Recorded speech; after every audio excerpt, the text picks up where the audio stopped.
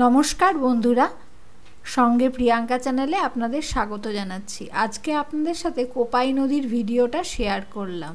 কোপাই নদী ঝাড়খণ্ডের খাজুরি গ্রামের একটি বৃহৎ পুকুর থেকে উৎপন্ন হয়ে প্রায় 107 কিলোমিটার দক্ষিণ পূর্ব দিকে প্রবাহিত হয়ে বক্রেশ্বর নদীর সাথে মিলিত হয়েছে।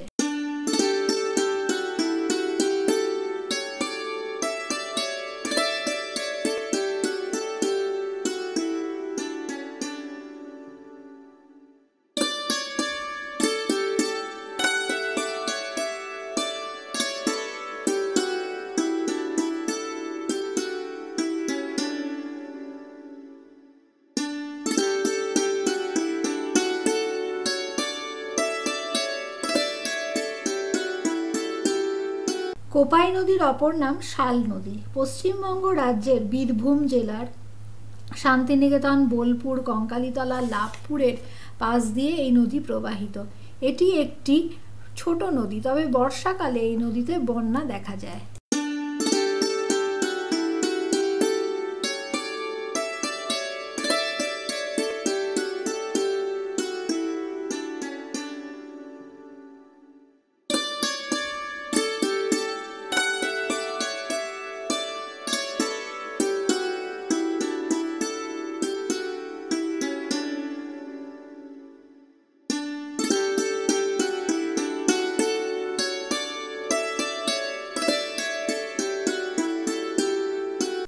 এই নদীর অববাহিকায় মাটির রং লাল। এই মাটিতে ভূমিক্ষয়ের ফলে ছোট ছোট খাদ সৃষ্টি হয়েছে, তাই এই নদী খোয়াই নদী নামেও পরিচিত। বিশ্বকবি রবীন্দ্রনাথ ঠাকুর এই নদীর বর্ণনায় লিখেছেন, আমাদের ছোট নদী চলে আঁকে বাঁকে, বৈশাখ মাসে তার হাঁটু জল থাকে। এই নদীর বাঁকগুলি অনেকটা হাঁসুলি আকৃতি বিশিষ্ট।